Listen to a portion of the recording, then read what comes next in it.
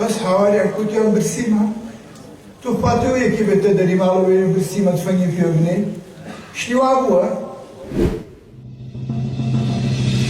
ڕۆڵی زانایانی ئاینی ڕۆژهەڵاتی کوردستان لە خۆپیشاندانەکانی ئێران.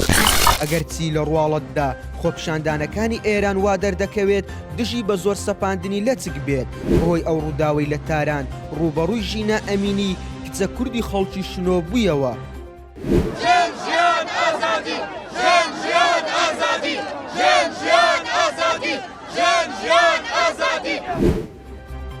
بەڵام دواتر خۆپیشاندانەکان داواکاریەکانیان فراوانتر بوو لە ئێستاشدا بەشێک لە مامۆستایانی ئاینی لە ڕۆژهەڵاتی کوردستان بە ئاشکرا پشتیوانی ئەو جوڵانەوەیە لە خۆپیشاندان و ناڕەزایەتیانەی دژی کۆماری ئیسلامی ئێران بەڕێوە دەچێت دەکەن.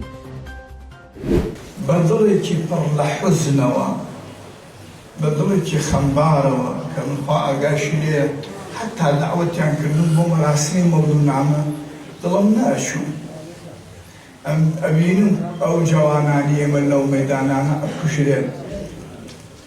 ڕوحم وا لە عەزابە وام لە ئاگرە ئەسووتم وەختی ئەبینم ئەو بێڕەحمی و بێشەفەقەتیە ئەکرێ لەگەل ئەو ناوانی ئێمەدا لەگەل وڵاتی ئێمەدا لەبەر بێسەلیقەی جەماعەتێک مەسئول کە نازانین چیان پێ بڵێن چیان ئەس بکەین ئەوان بەخوا بێنەوە لە هەموو شوێنێک هاوار ئەکەین لێیان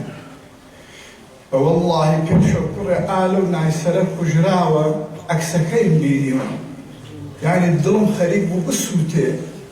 بۆ ئەو نەو لە مامانە بۆ ئەو کوڕە جوانانە کە ئەکوژرێن بەبێ تاوان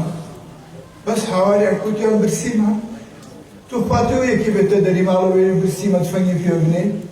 شتی وا بووە لە توولی تاریخی بەشەریەتا بووە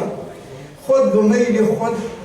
تەقازای مردم معنا بکەی بڵێ ئەو مردمە بەرەندازی گەرەکە کورە درۆ بۆ ئەکەی ئەو مردمە برسی و لێ قۆماوە بۆیە هاوارەکە. لە بەیاننامەیەکدا 270 مامۆستای ئاینی پشتگیری خۆیان بۆ داواکاریەکانی خەڵک دەربڕیوە و بە ئاشکرا بۆ چوونی خۆیان دژی پێشێلکاریەکان و کوشتنی گەنجان لە سەرتاسەری ئێران دەردەبڕێت.